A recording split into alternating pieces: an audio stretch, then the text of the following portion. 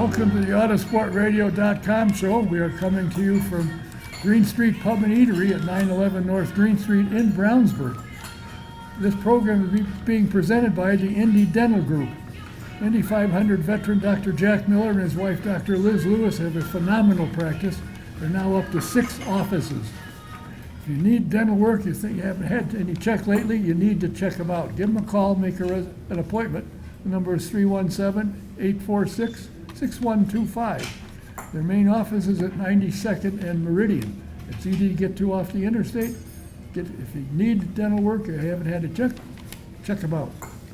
Need insurance? VP Insurance is the place to go.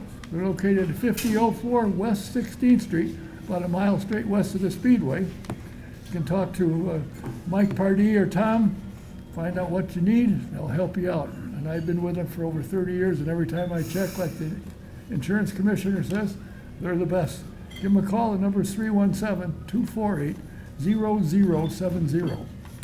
SVRA, what a phenomenal organization it is. They got the F3 and the F4 series now, run by Scott Goodyear.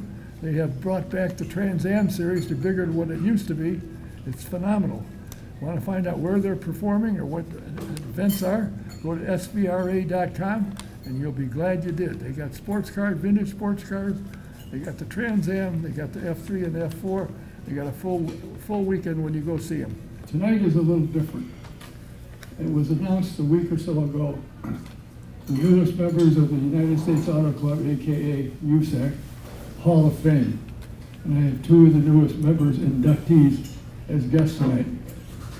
We had a third one, but he had some kind of a problem, was unable to make it, so we'll go with these 2 guys, and they'll beat me up, but we'll have a good time anyway.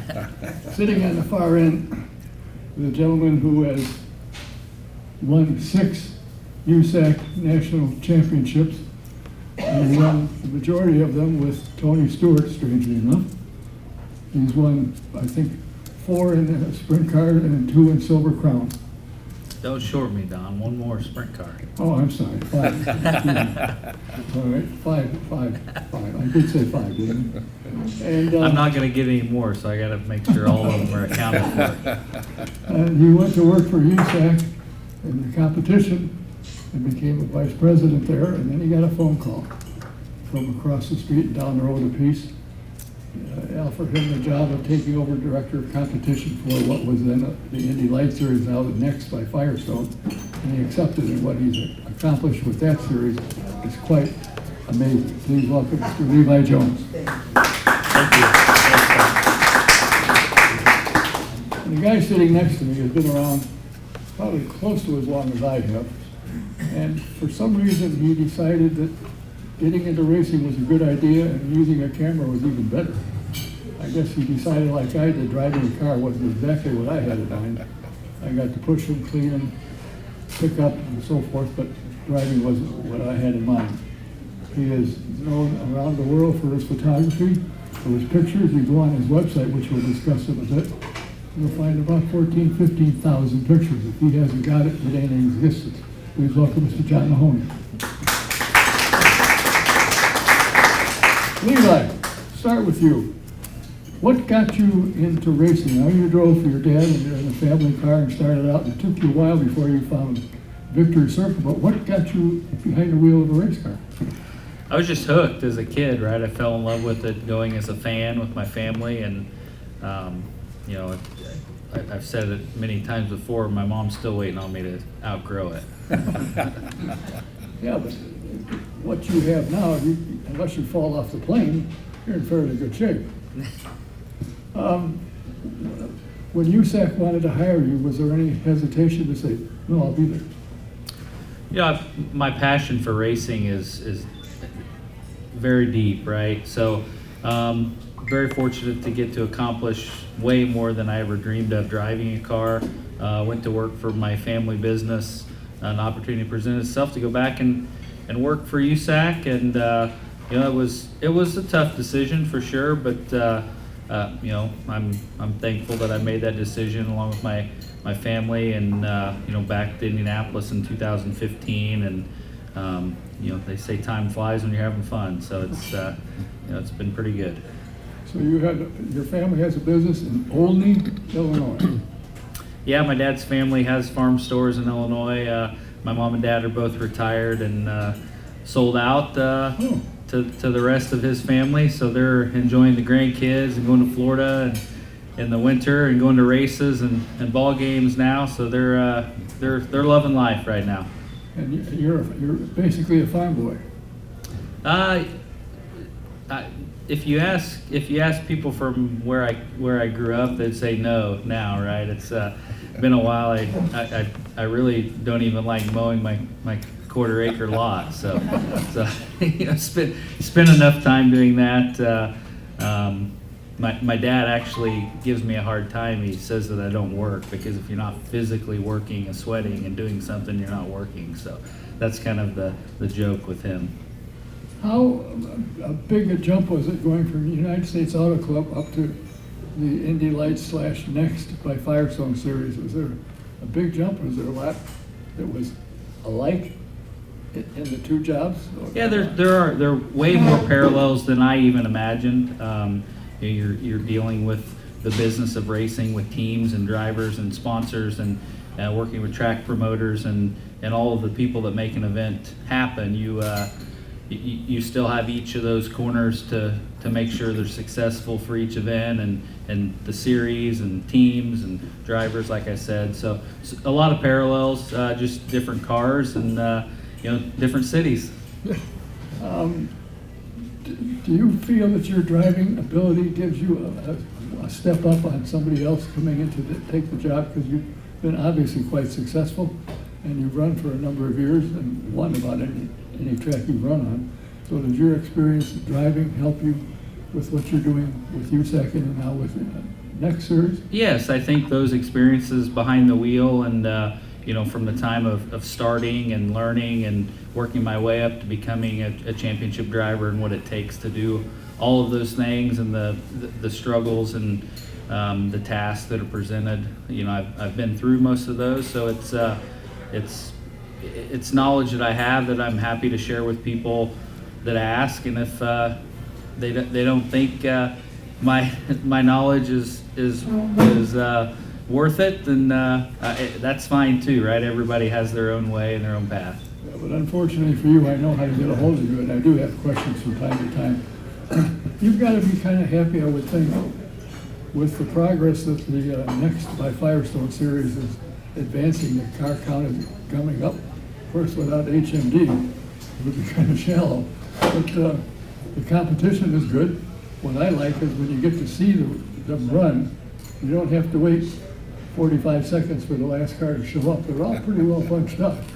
Yeah, very true. Tino Belli at IndyCar, puts together a report after each event, and that the fans, the more cars, the fans always like it better. Whether it be Indy Next or IndyCar or any sort of racing, you hit it, right? When there's action on the track, especially at a street course, you're not waiting. There's something going on all the time. We have incredible teams, right? We have six full-time teams in Indy Next, more than we've had in quite a while. Each one of the teams have multiple cars, and like you said, HMD been able to add to their program, build a beautiful facility here in Brownsburg, employ a lot of people in the racing industry, and to have over 20 cars at St. Pete and going into Barber look to only grow from here. Is there ever a chance that the Freedom 100 will come up for air again? Yeah, there's always a chance, right? I don't think the racetrack's going away there. So, we're trying to gain these drivers' experience, and we're going to another oval, 2 more ovals this year with Milwaukee, and then Nashville. Now at the end of the season on a bigger oval is the experience they need. Well, unfortunately, but as you know, probably some of the best racing for 2 or 3 years was the Freedom 100. I mean, some of the races were within thousandths of a second, and I remember Peter Dempsey coming into turn 4 was 4th, gets to the start-finish line and won the race. Right. Mahoney probably has a picture or two of that one. Speaking of Mr. Mahoney, you were born and raised here in Indianapolis. You got a college education and did some other work, but racing, like Levi said, grabbed you. But you were smart. You didn't get behind the wheel either. No, I just as a young kid, I was enamored with the 500 and would listen to qualifications. This is back in the mid-'50s. I'm an old guy. Just Indy was just everything to me. And then I went to a couple of Hoosier Hundreds. 57, I think, was the first one I went to. But the day that the twig was bent forever was a sprint car race at Terre Haute. And when I saw that, I said, this is something I want to follow. And just very lucky to get involved with photography. And, you know, lucky the promoters didn't know it, but I'd do it for free, you know. But just to be involved with the sport and as closely as I was for so many years was just a dream come true, you know, for a little kid. Did you go to college taking up photography, or did you learn by going, oops, that wasn't good? No, my father was involved with the IU School of Medicine, so when they asked me as a freshman at IU, what are you going to major in? So, well, medicine. I'm going to be a doctor. And after one semester of chemistry, that went out the window. Then I fell in love with psychology, and then I realized I'd have to have a PhD to really do anything in psychology. So that went out the window. I ended up getting a master's out in California, but that was just California dreaming. My ex-wife and I had to move to California. So no, I never used anything that I learned in college as far as my work, although I worked for the state as a trainer, staff trainer, so I trained other employees in technical skills and some of the soft skills like stress management and so forth. But racing was what I wanted to do. The state job paid the mortgage, paid the health insurance and so forth, and allowed me to do what I really wanted to do. Now, how is it, when you first started, did you go to a racetrack and say, God, this looks like a good place to get a picture, and after the cars come by, you went, well, that's not a good idea, we better move a little? Yeah, I mean, it was a lot looser. You know, I sound like an old guy, which I said I am, but we had a lot more access years and years ago before insurance people started saying, hey, wait a minute, this is not good. But yeah, we had a lot more access than we did now. But I remember too, when I actually thought about wanting to race, I'll never forget I was in front or second row at Salem and watching these guys come flying down the straightaway, and I thought, okay, maybe I'll just drive on dirt because I don't want any part of this stuff, you know. And that's when I realized that no, you better stick with the camera stuff. So. Your good friend who you hooked up with in college was scheduled to show up here tonight, Gene Crucian. You two guys ended up, I think, owning a car, didn't it, together? Yes, we did. I met Gene Crucian, lifelong friend at IU, and we found out, you know, that we had a mutual love of racing, and so we started hanging out, going to racing together, and the first thing we started was Sprint Car Pictorial, a yearly yearbook of USAC Sprint Racing, and then eventually he decided we should own a midget, which I bought Robin Miller. We bought Robin Miller's car. That never ran real well with him behind the wheel. This was Harry Turner, I think, built the car, and Levi probably knows more about it than I do, but Roy Carruthers had been bothering us for years. You got to buy me a car, you got to buy me a car. And finally, Robin's car came for sale, and so we bought it. And it really wasn't a bad experience because Roy knew everybody, and Roy could con anybody out of equipment, tires, parts, you name it. And a lot of it was just go away, Roy, I'll give you that, you know. And so Roy made it really easy for us to be car owners. It was a whole lot different the way I found out that behind the lens, you're wanting action, you're wanting banging wheels, you want great, you know, action. But seeing Roy race at the Speedrome, it was like, oh my God, don't hurt yourself, don't crash, don't put that car in the grandstand, you know. And it was just a totally different experience. 1 year that I had enough. Gene persevered on and stayed with it for a half a dozen more years. You guys couldn't have picked a better driver. He was just a super guy. Sorry we've lost him as well, but a great guy. He was, Like you he said, was, He can talk absolutely. anybody out of, he can talk you out of your shoes. He could, he absolutely could. Levi, what track did you run that you liked that really fit your style? Now, it said you didn't win, you didn't get on a podium for like 6 years, but what did it take for you to finally say, I got it? Like John said, when he went to Terre Haute and saw Dirt Sprint Car race there, I was kind of the same way. Grew up going to Tri-State Speedway in Hogstad, Indiana, a very small quarter mile, and Terre Haute not being very far from my hometown was something that, watching it is incredible. Being out there is 10 times more incredible. It's, being able to run down the straightaway at Terre Haute in a sprint car into one or into three is still, it's really, you can't describe it.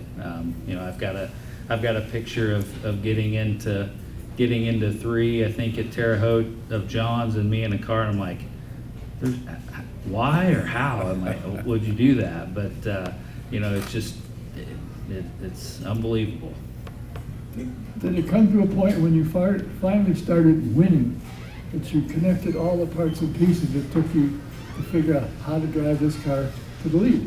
Well, it did. I mean, when my dad and I started, I definitely wasn't like Roy, he said. So it was, I knew how much everything on that car cost, and what my parents had spent, what I had spent, that was, and I was trying to learn my trade, right?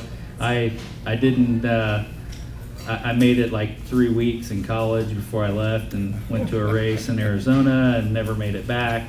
So those racing like that, I had a couple people. Andy Hillenberg was World of Outlaw driver, and Tim Engler, very influential in my career.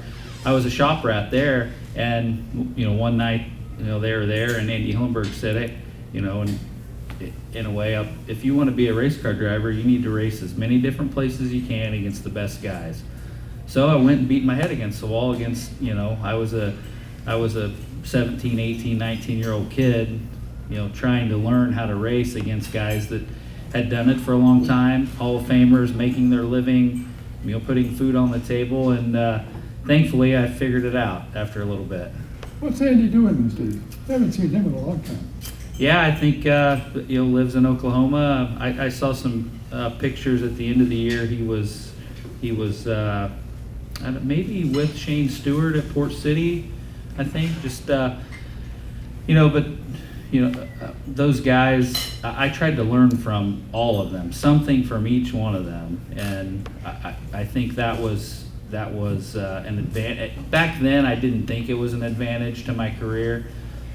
Because I was jealous of, the kids that had dads that raced forever and, knew the back of the book and that sort of thing. But, my dad and I being able to do it together and learn together and experience that, without spending all of our money is a plus. Those are experiences that are lifelong treasures. Spending time with your dad doing something you most enjoy, and then when you start getting successful dads that are going, see, I told him. I told him. John did hit on something earlier. Then back when I was working at USAC, right, when you're dealing with all of the things of the event and do's and don'ts and what you shouldn't do and can't do, right? There would be times I'd see guys like him like standing there, and I'm thinking, man, don't they know that a sprint car will go there in a heartbeat? But it's like, some of them were grandfathered in. They'd been there for 100 years, taking a picture, and that's where the best pictures came from, so let them slide. Oh, that was nice of you. I got to get in though, just in the same vein. Sprint cars are probably the most dangerous race cars ever imagined. And sane people like you and smart people like you, it must be so addicting to run them. I just can't imagine what the thrill must be. I drove a midget one time, just hot lapped it. I putted around, just to get a feel for it. But it's got to be an incredible feeling. It is, right? I mean, a sprint car or a midget, how it runs, like I hate driving a regular vehicle. I'd rather anybody drive. I don't care how bad of a driver they are. you know, if you're going to drive something, when you get in a sprint car, it's just, I mean, there's nothing extra. It's all power, and like, you know, it's trying to rip your head off from the push truck. So, you know, I so enjoy going to races still. You know, a lot of drivers, you know, it's hard to go. You can't go. I can't watch. I want to be doing it. Well, I'm totally opposite. I go, and as a fan again, I totally engulfed in it and fall in love with it, and the passion, you know, that I know that those guys have. They're out there doing it. I say it.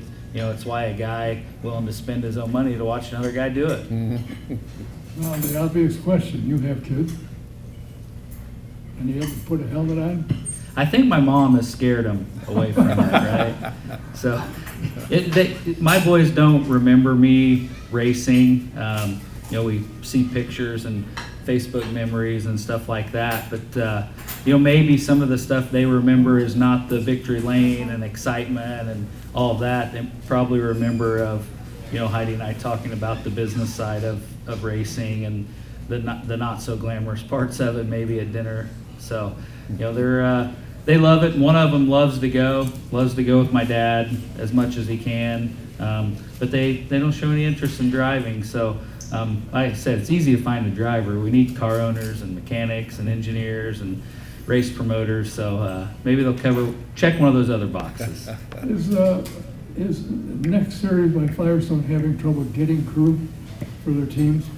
It is hard, right? The IndyCar paddock is always looking for good people, you know, from mechanics and transport drivers and engineers. You know, it's growing, right? There's more teams and more positions available than there has been in many years. So, you know, I talk to, you know, still a lot of the young kids in the sprint car world, right? Like, hey, you know, you could do what you're doing and get paid for a full-time job in IndyCar, and you know, they're still bitten by the same bug that John and I had bite us, where, you know, it's you know, anything to get to the sprint car track on Friday or Saturday night. John, there's a documentary that's premiering tonight at some theater I'd never heard of. I got invited by Rich's sister, and I said, oh, I'm going to be here. But when you and I were talking prior to coming up here, you had mentioned that quite a number of your pictures are involved in this documentary. It seems like anybody wants pictures from the 60s to 2 years ago or last year, you're the guy to see. And how do you find your pictures? I know you've got a website that I'm told it's got about 14,000 on there. How does one, you know, connect with you? Well, they can go to the website, johnmahoneyphoto.com. I have cards here, by the way. I'll be glad to pass out later. But it's a matter of fact that I've outlived most of my contemporaries one way or another. Either they quit it altogether and are not involved, or they've passed on. So I still maintain my photos from the mid-'60s until just a couple of seasons ago. I always made it a point to be really organized with my negatives and how I filed them and so forth. My sweet wife Martha can attest to that. Yeah, she's sitting there shaking her head. Yeah, he does. And speaking of that, some of you might remember an old bumper sticker from years ago that read, "We interrupt this marriage to bring you the racing season." That's the perfect example right there. I'm going to get fluttery. Have another beer. She supported me 100%, and I'm sure Levi's got the same thing from your kin, you know, the saying, go ahead and do it and go ahead and do it. But she really made it possible for me to hang around this sport as much as I have. But yeah, I did maintain really pretty good filing system, so I can come up with a negative in a half an hour. Richie says like 2 minutes. Luckily, if I've already scanned a photo, yeah. And that's where I do a lot of my work these days, is supporting USAC for their news releases and so forth. But I also have worked with Flow Racing on this documentary coming up with Mel Kenyon and Rich Vogler. And most of those came from folks that saw my website with Flow Racing, and they said, hey, we want that one, that one, that one, that one. And that's really good. my website, 14,000 photos, probably is 1% of the photos that I shot. So if it's not on there, I can find it. So it's really paid off just to be organized, and that's the drudgery work during winters when you're making contact sheets and organizing them. But it makes it easy to find them later. Yeah, but the world of photography has changed. And when I started, that's what I did. Taking pictures, that's how I wolfed my way in. So I'm a photographer. Really? Got a camera, that's good enough. And I got backing from Andy Granatelli, which really helped to get started. But you had to go process the film and get the negatives. Today, that's not, you say something like that, people look at, what are you talking about? They have no idea. Is it easier now to keep pictures and make them available the way cameras operate digitally today than it was? It's 1,000 times easier.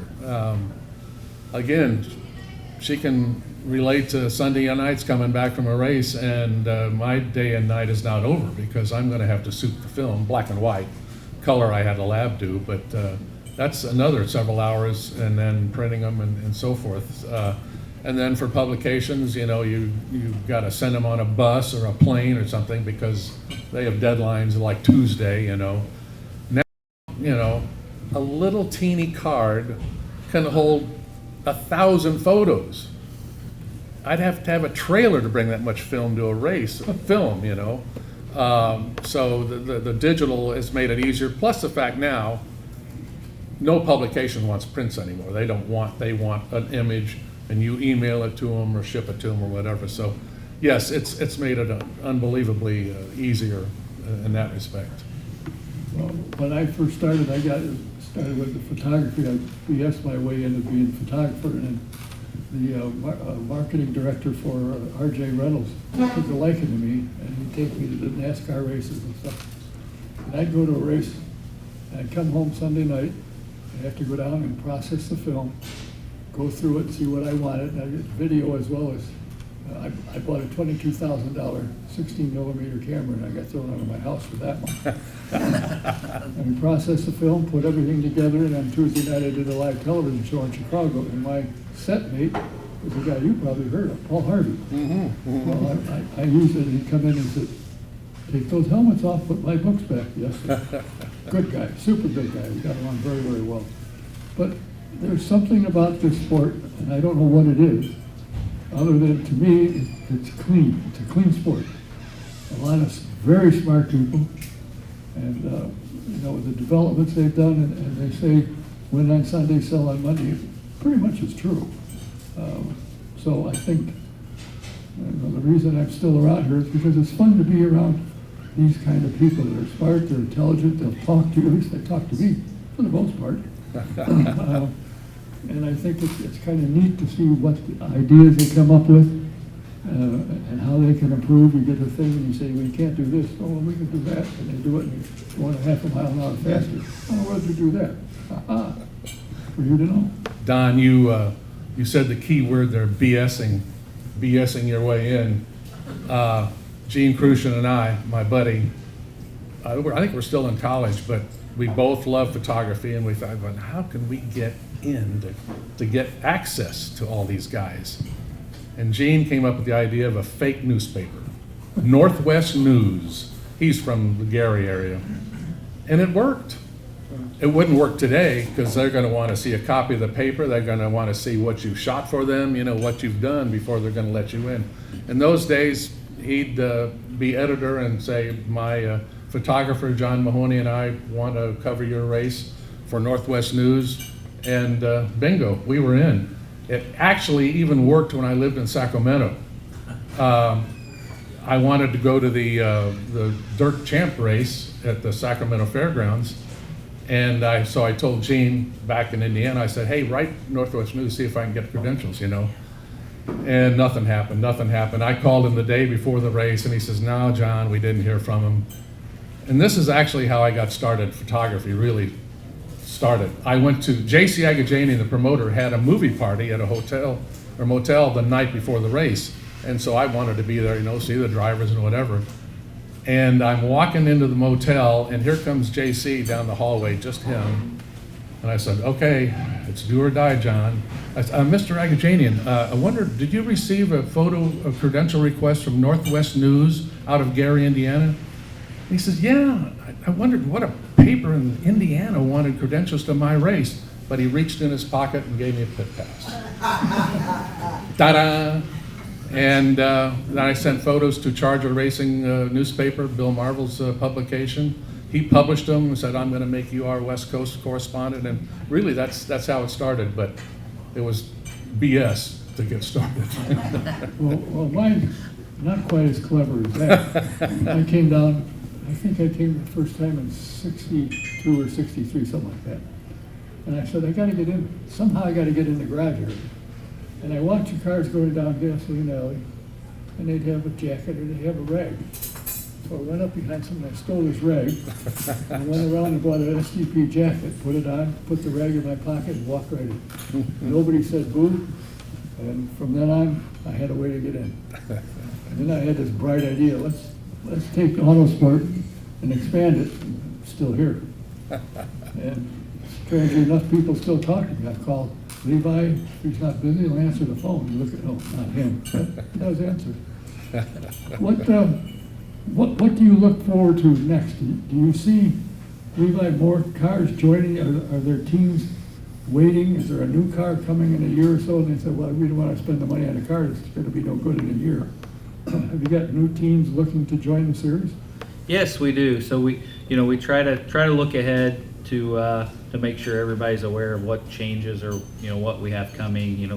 Going into this year, the only update was Cosworth. The electronics system had been since 15 when they built that car, and it just technology was changing, and they weren't building those old parts, so we had to make that jump to a new electronics kit. The year before was the Firestone tires. So those little things, we just try to look out as far as we can to make sure everybody's in the loop. We've got team manager owner meeting here next week at the office, just to make sure we're all inclusive about the information that we have right now and what we're working towards. Yeah, that's about it. Some of what you guys are talking about, I could listen to you guys talk about those stories, those days, forever. Obviously, I wasn't around then, but those are the cool things that I love to hear. So many people won't get to experience those things now. But one thing it made me think of: what was the one biggest technology change in the photo industry that you were like, holy cow? It had to be digital. And this was, I bought my first digital camera in 2005, I think. I forgot now, but at that time I thought, I'll write it out with film. That's what I know. I was afraid of digital. It just seemed like it was going to be ultra complicated. And I bought my first digital camera, and I didn't open the box for like 3 months. And finally, okay, I better see what this is all about. But that was the biggest change. And then it got cheaper and cheaper, better and better, and publications and et cetera demanded it. So there was no turning back after that. So, and it was a great improvement. Some guys warned me, oh, it's terrible, and if you get dust on your sensor, it'll ruin it. And it never happened. It was just absolutely great, easy. Yeah, we had some cool photos from St. Pete. The marketing people at IndyCar gave the Indy Next drivers the disposable cameras. We had a bunch of those. It was kind of cool to see current times with the way the pictures look like from that. And it's like, wow, to me, like, they think I'm the old guy, right? I'm like, hey, I remember when pictures looked like that. So.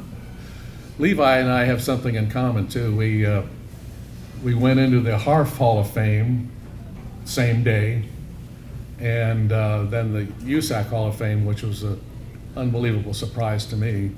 And the only reason he's not in the Sprint Car Hall of Fame, which he will be, was technicality. You working for USAC, and that messed up your years of retirement or whatever. But he'll be there. He'll be there. And well, should be, obviously. it's interesting the different ways people get to racing. And I think there's a kid that's getting a lot of attention. And I hope USAC wakes up, driving for HMD, and that's Miles Rowe. And the kid is good.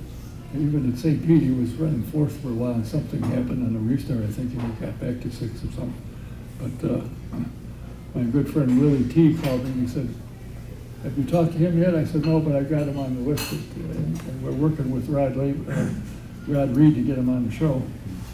And he said, "IndyCar better wake up, because I'm talking to Formula One." He's an ambassador with Formula One now, but I'm talking to Formula One about him, and NASCAR is going to be looking to him. So IndyCar better shape up. And there's some good young drivers, young talent. The question is, where are they going to go? Unless some of these guys say, "I've had it, I've been here 40 years, it's time to quit." There's a lot of good drivers that need seats for the Speedway and for the IndyCar series, but the other problem is there's several tracks they can't accommodate them. So now they're going to have to build more pit area for more cars. But that speaks well for the series, because there's people wanting to get in. There's a new team that's coming in 25, running with 2 cars, and they've got an engine lease already, I guess. Yeah, and you guys know this better than I do, right? Racing is so much about timing, right? I mean, and you're right, in IndyCar in particular, there's a full field in IndyCar. We've got great crop of drivers in Indy Next, but a seat has to be open to move up. Just fortunate that there is a great, series that they can show what they can do and learn racing and be ready when that opportunity arrives. I think, most recent example being Linus Lundqvist, right? Didn't have a for sure ride, got the opportunity, proved, hey, I'm a race car driver. So hopefully those opportunities keep developing for the Indy Next drivers. But so many, John, you can probably think of a handful right off the top of your head from 60s, 70s, 80s that you saw could win any given night in a car that shouldn't have won and won, but never got an opportunity to do it. I mean, fortunate, I got to work with Levi Jones for a couple years at TSR, and Bubby helped me with the sprint car, and that's one guy you look back at, the way his career played out and getting to run Indy and do something else didn't quite work out. I was able to have a short conversation a few years ago at St. Pete with Roger about Gary Bittenhausen, right? His goal was no telling how many 500s that kid would have won. Mm-hmm. So, the timing in racing, right? I was kind of in the middle of that too, right? I was racing against Dave Darland and Brian Tyler and Tony Elliott and Kevin Thomas, and those guys were all, great sprint car drivers. The IRL, opportunities didn't really play out for them, but then you had some younger guys, and I was trying to learn trade, and then, that 95 to 2001 to the next crop of just timing. There has to be seats available and funding to make it all happen. So just things will play out how they're meant to be, just sometimes aren't by your timing. And Dave Darland's one that should have been in the IndyCar without question.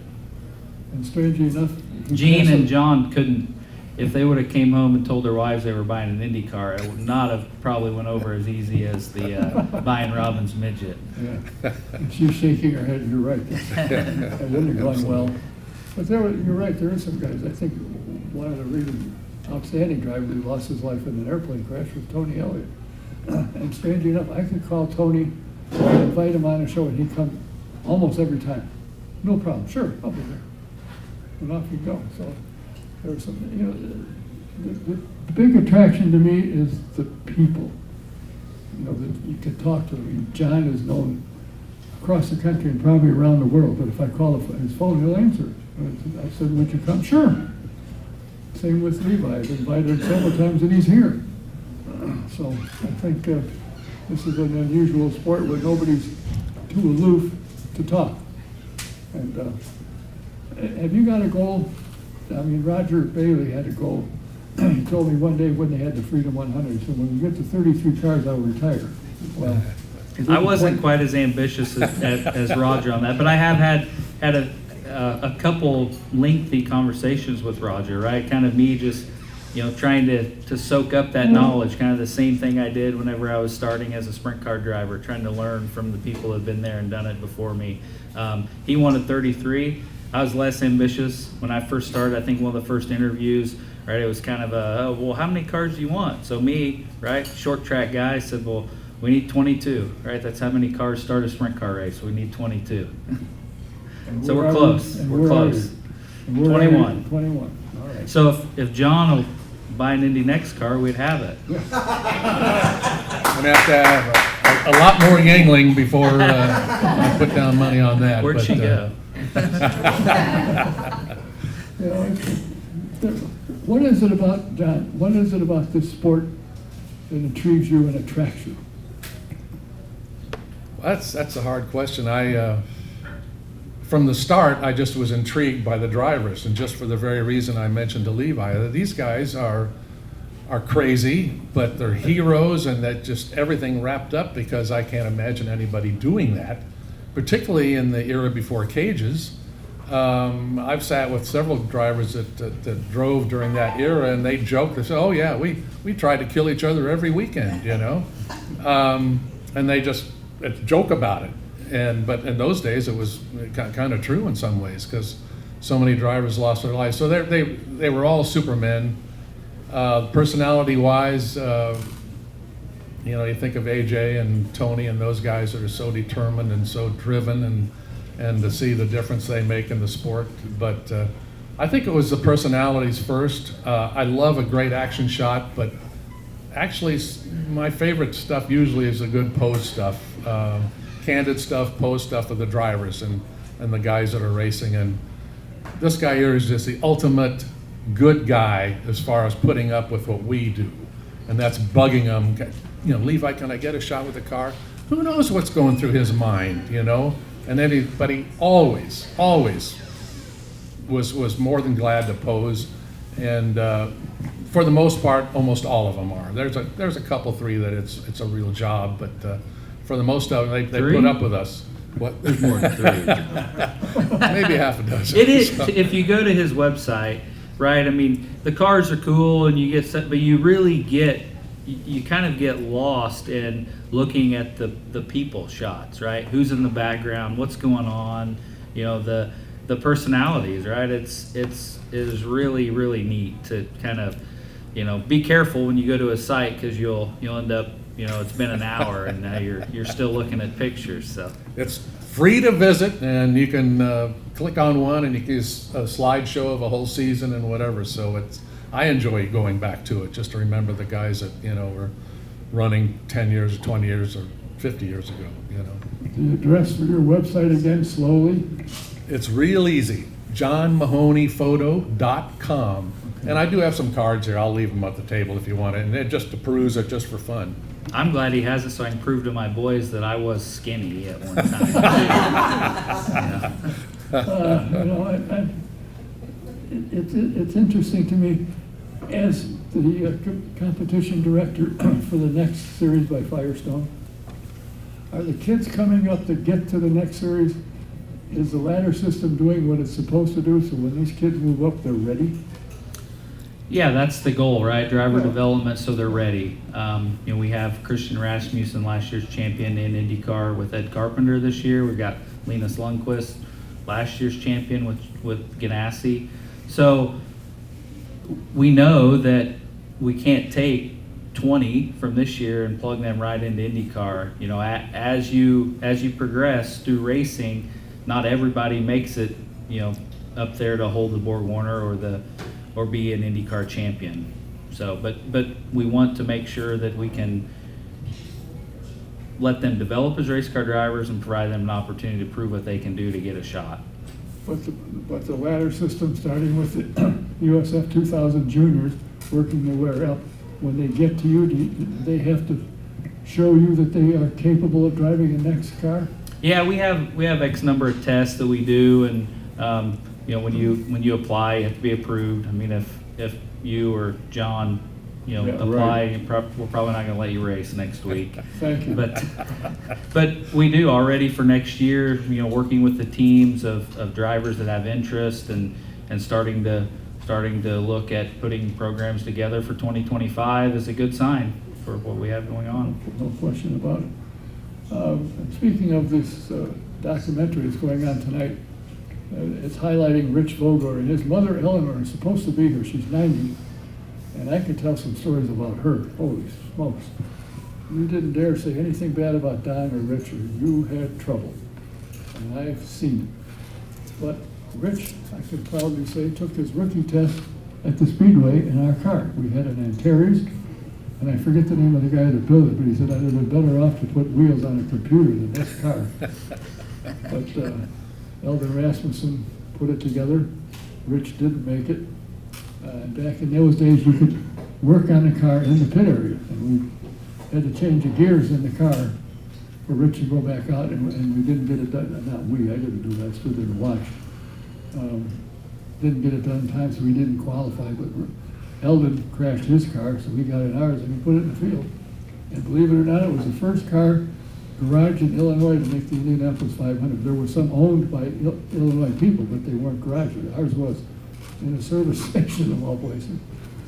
So that was kind of fun. I got to ask you about that because Jim Mahoney, I call him Cuz, and we've called each other Cuz for years, but a good sprint midget driver from a few years ago. And when he found out I was going to be on the show, he said, ask Don about the time that he worked with Ken Mahoney and the Antares. And didn't Rich get pretty close to qualifying speed? Yeah. And that's where the gear change came in, so they realized they had made a gear boo-boo and changed the gears. But at that time, you could do it in the pit area. Mm-hmm. You didn't have to take it back to the garage and then go all the way back, got that handled. But Kenny Schrader called us and he wanted to get in the car, but we decided Rich might be a better shot at this. And I got to know Rich fairly well. I used to go over to his house and watch him working on his car, and of course across the street was Speedway Airport where he had his airplane. And great guy. I mean, a driver that people still talk about him today. What he could have done had he lived, unbelievable. Yep. And I think at one point in time he probably would have gotten an IndyCar right, because he certainly had what it took. And I think Jonathan Bird might have been, I think he was talking about possibly doing something with him, but I don't remember all the details. You think about, the day he died at Salem, he had already qualified for a NASCAR race at Pocono, and it was the next day after Salem. And he flew his plane out just to run a sprint car race at Salem, and he was going to fly however long it took for him to go back to Pocono for his very first NASCAR race the next day. That says something right there. I don't know what it says, but He loved racing. He was born and bred. His dad was a pretty good race driver himself on his own, and he didn't take any guff from anybody. If he didn't like what you said, he'd tell you. In no uncertain terms. In fact, one of the stories I remember, I forget what track it was, walking along, and I was ahead of Eleanor, and I turned around to say something to her, and somebody, and the fence between the pit area and the grandstand was low, it wasn't high, big one.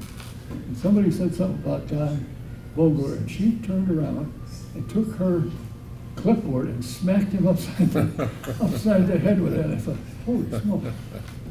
I mean, you hit on it. The passion, desire, and intensity that you see race car drivers have, it's unmatched, right? I'm an avid fan of other sports too, but when you see that passion, desire, and intensity of families and crews and the drivers, it is unmatched. It's, today is a huge tragic anniversary in USAC racing, right? The plane crash in '78. There are just so many people. We talk about the personalities and the people, and a big part of it is the people that we lost earlier than we would have liked to. Yeah, that's true.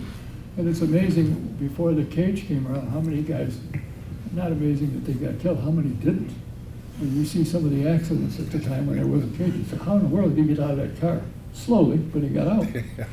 So, That's how old sprint car drivers get out of bed now, too. Yeah. Slowly. I've always found it interesting when I go to a short track race anywhere. I used to go all over the country to racing. And at the end of the night, there'd be 2 guys in the pit area or 3 guys. You did this to me, you so-and-so, blah, blah, and they're going after each other with 2x4s. You get back to the motel, and they're trading parts to go race against each other tomorrow night. So you wonder, what was all that about? It's just part of the sport, the interesting part. It's a shame today that some of these guys, if they had the urge to do it, sponsor-wise, won't let them drive a short track. Because before, hell, they used to run the night before the 500, the Hoosier 100. They were there. So, I remember you talk about getting out of the car rather slowly, and after crashing in Winchester one time, a driver named Darrell Harrison crashed pretty hard in a cage car, but still crashed pretty hard at Winchester, and the report was uninjured. Well, we partied a lot after the races, and Oh, we were really? around pretty late, and Darrell Harrison that night could barely walk. He pulled every muscle in his body, but the report was unhurt. If I got a hangnail in a sprint car, I'd retire. You know? well, I think it's amazing. I'm thrilled to have you 2 guys, and I think, John particularly, you should have been in the Hall of Fame sooner rather than later. Levi, I think you're in a perfect spot where you should be. Your career was phenomenal. How did you hook up with Tony? Did he come knocking on your door, or did you go knocking on his door looking for a ride? No, they came to me. I won the Sprint Car Championship in 2005 with Scott Bennick. Started driving Scott's car middle of the year in 04. We won the last race of 04 at Charlotte, and I had my head down, lived in the shop in Fairmount, Indiana, and we assembled a team. He was a successful World of Outlaws mechanic and team manager, and we built our team. Joe Gertie and Jeff Claxton at Gertie were building our engines. We had all the right stuff, really prepared, had good people behind us, and weren't picked, right? We weren't the favorite, with racing against a couple of Keith Coons' cars and Hoffman's cars, and Tony Stewart had a couple cars, and that we weren't picked to win, and we came out and really got after it that year. I think we won, I don't remember how many, it's been a long time ago now, but maybe 28, 30 USAC races, and we ran all the ASCS races out through the Midwest and local races, and just kept winning, right? Got to the end of the year and I'd won Eldora and set the track record, and then won 2 days in a row at Terre Haute. And we had end of the year, then we were going to Orlando for the PRI race, and Tony and Bobby Barth called me, and I said, if it's just a sprint car, I don't want to do it, right? But if I can drive the Silver Crown car and a midget, I'll do it. So they put it together, and a few years later, we had some more championships, and I'm grateful for Tony for everything he provided. He was an unbelievable car owner, gave us what we needed, and was a fun time. I learned a lot more than just racing at that time of my life too. But he was a guy that knew what it took to win because he had done it. So if you needed parts and pieces, he knew full well that you weren't woofing him. That's what you needed. Right. And give it to you. Right. You want to win. And it's a shame you didn't win the midget championship, so you don't get a ring from him.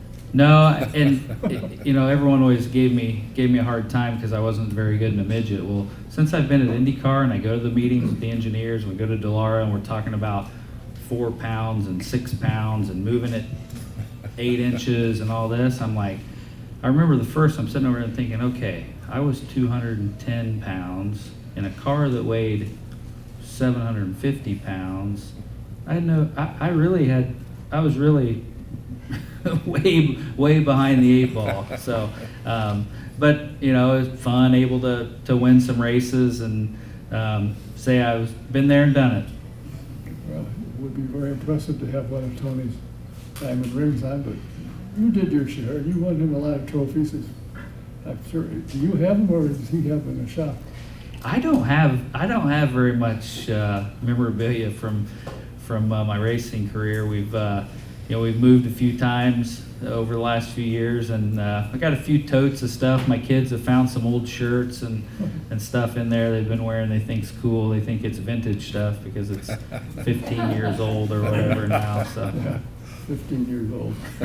Well, I'll tell you what, I can't be happier that you two guys agreed to come here tonight. I think the award that you're getting, being into the USAC Hall of Fame, is well deserved. And I congratulate you on, both of you, on getting in. And I think you will represent USAC in the Hall of Fame excellently. So congratulations to both of you on being inducted into the Hall of Fame of the United States Auto Club. Thank you, Don.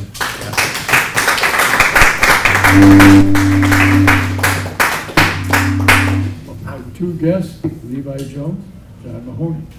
Our next scheduled program is May the 7th. And then the final one here, because this room is booked during May, strangely enough, will be the 23rd. I'm working on another location to do one or two programs, because I've got some drivers I want to get in. One of them is Miles Rowe, to get him and a couple of maybe other drivers from there, HMD. So keep in mind, we'll send out as usual the email, let you know where we are, who we are, and who will be here. Until the next time, Don Kay saying thanks for watching, thanks for being here. Good night.